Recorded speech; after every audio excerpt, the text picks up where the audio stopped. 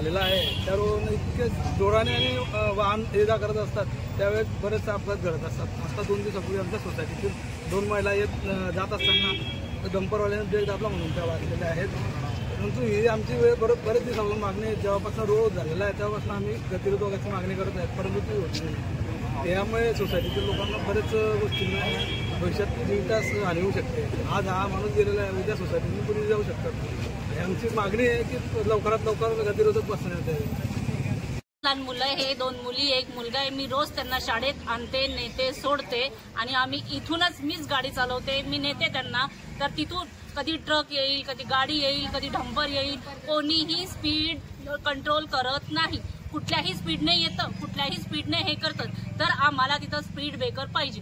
लहान लहान मुलं खेळतात, आमचे बाहेर निघतात, तिथं दुकान आहे, तिथं समोर पेट्रोल पंप आहे। मग यांनी समोरच्यांनी काय केलं पाहिजे, गाडीची स्पीड आवरलेली पाहिजे ना, पण गाडीची स्पीड हे आवरत नाही।